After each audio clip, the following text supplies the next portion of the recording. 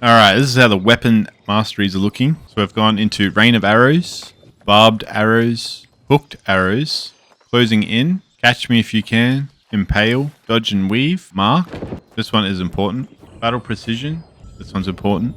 Evasive Tactics for our Empower. We got Poison Shot, Infected Arrows, Direct Hit. We got Aim True, Explosive Arrow, Flame Arrow, Contained Detonation, Opening Strike, Arrow Range.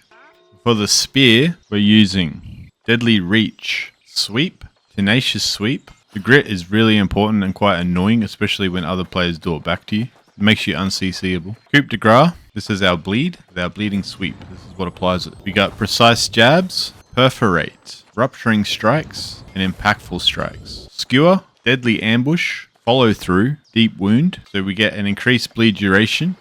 We also get an Empower if Skewer hits. So if you hit someone in the back with this, you get more damage. Refreshing Jabs, Finishing Blows, Aggressive Maneuvers, Exposed Wounds, Unerring Precision, Exacerbating Crits, and then we got Exploited Weakness. Deal 10% increased damage based for each debuff on the target. And as you can see from the build, we got plenty of those. So now when it comes to the build, we go 50 strength, and that's for the light damage, and we also get the heavy attack damage. Keep in mind that the coup de grace from the spear sweep is a heavy attack, and also the bow headshots heavies are pretty strong too.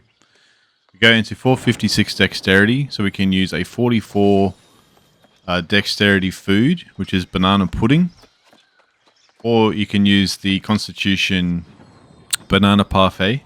I use both of those depending on the situation. The dexterity tree is quite useful. We get extra crit chance, 5 base damage while at full health, 5% damage while stamina is not full. We get 5% duration to damage over time effects. That one's super important for us.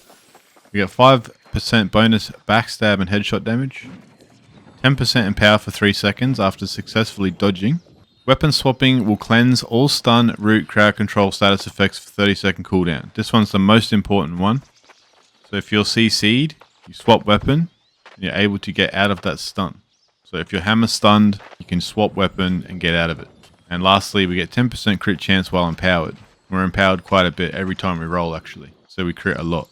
Now I farmed most of this gear at the Tower of the Sun, some of it from the Gorgon raid and other areas of the game. Alright, here's the gear we're using. The main 3 stats that we want for the gear, we're going to want Nature's Harnessing 2, Bloodletting 2, and Arboreal Physical Ward. Or you could use Opal if you want some elemental resistance or whatever rune glass that you prefer. Shirking Fortification is the best I got, as well as Prolonged Favor, which is a throwaway stat there. If you can get it, put Sacrificial Empowerment on those slots. I didn't happen to get it on all pieces, so that's what I landed on. My chest has Lifestealer's Draft 2, which gives us a 13% lifesteal as long as we haven't used a healing potion in the last 13 seconds, right? Which is enough to keep us topped off. Vital Synergy 2, while health is below 50%, gain 15% stamina regen rate. While stamina is below 50%, incoming healing is increased by 15%. This one's quite handy too. I like it. We're using Empowering Breaker. So when your attacks are blocked, gain a stack of empowerment, increasing damage done by 3.8%. Empowering Break is okay if you're using Sword, Shield, Spear, which I do use on occasion, so that's fine. And we got a 2 stacking Shirking Fort 2, which is fine too. However, if you can, like I said, get the Sacrificial Empowerment, that's preferred. On the pants, make sure to have Shirking Energy. If a hit is avoided by dodging while in light or medium equip load, gain 13 stamina on a 6-second cooldown. And then we have Frost Conditioning throwaway perk there as well. For the last piece of gear, we actually got the Sacrificial Empowerment, which is good. And we got Mortal Aggression, which is kind of throwaway, but not too bad in PvE.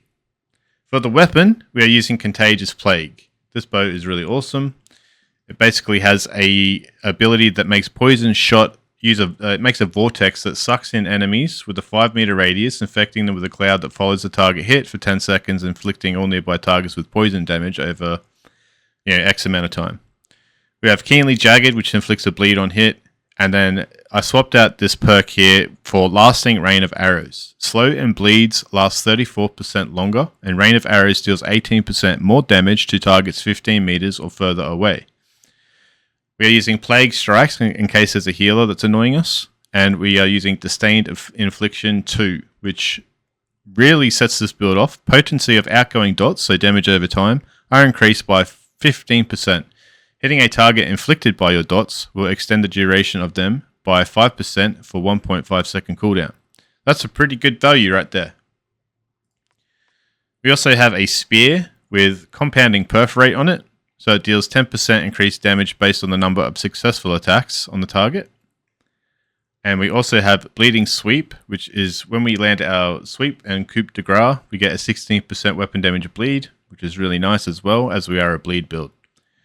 I've gone with the Arboreal Augment for the Rune Glass, which also puts a poison dot on for 8% nature damage per second for 2 seconds. And we got Sundering Stacks too. Every 0.5 attacks inflict a stack of 3.2% rend, each stack lasting 6 seconds, max 5 stacks. With Plague Strikes for those pesky healers as well. Moving on to our Heart Rune. I'm using Stone Form. I like it to break CC, as I'm squishy as it is. It's good for a little bit more survival. And then we have the Amulet. We got some Wellness, which increases max health. We got some Thrust Ward, Stamina Recovery, Health, and Thrust Protection. On our ring, we got some Wellness. We got some Hardened, so 3% physical and elemental armor. We got Nature Damage again, so more Nature Damage. Gambled Energy, 4.5% damage while stamina is not full. And there's our last Bloodletting. So in total, we have 5 Bloodletting as well for a total of 65% increased bleed duration. And then for our earring, we got the Endless Thirst, which happens to be my favorite piece of jewelry. I'm not sure what yours is, but I like this one.